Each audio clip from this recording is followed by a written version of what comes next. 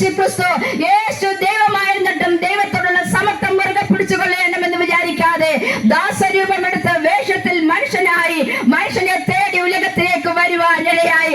അതേ പ്രിയ സ്നേഹിതരെ, പല മനുഷ്യരും ദൈവങ്ങളായി മാറിക്കൊണ്ടിരിക്കുമ്പോൾ ഇന്ന് പകൽക്കാലം ഞങ്ങൾ വിളിച്ചു പറയുക, മനുഷ്യനെ തേടി ദൈവമായിരുന്നവൻ ആ ദൈവത്വം മാറ്റിവെച്ചിട്ട് മനുഷ്യജന്മമെടുത്ത മനുഷ്യനെ സ്നേഹിച്ചവനെ പാപത്തിൽ നിന്ന് രക്ഷിക്കുവാൻ, നരകത്തിൽ നിന്ന് രക്ഷിക്കുവാൻ, മരണത്തിൽ നിന്ന് രക്ഷിക്കുവാൻ ഉലകത്തിലേക്ക് അവതരിച്ച രക്ഷകനാണ് നസ്രനായ യേശു ക്രിസ്തു.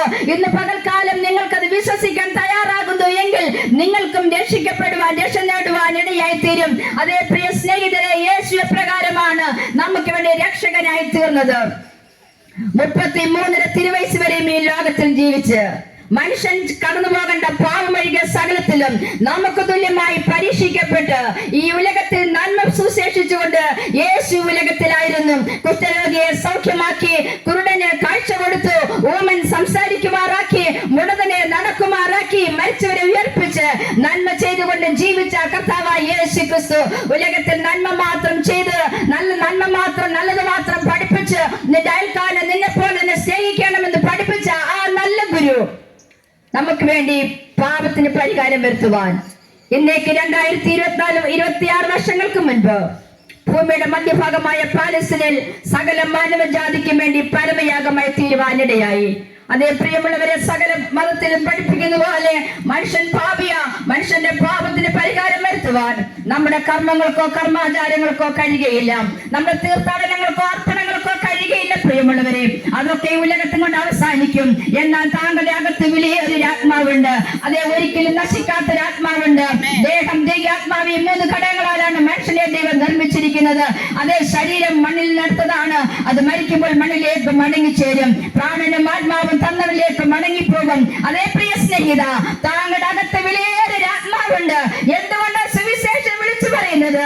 വിശുദ്ധ വേദപുസ്തക പ്രകാരം വിളിച്ചു പറയുക, ഒരു മനുഷ്യൻ സർവ്വലോകവും നേടിയാലും അവന്റെ ആത്മാവിനെ നഷ്ടമാക്കി കളഞ്ഞാൽ യാതൊരു പ്രയോജനവുമില്ല.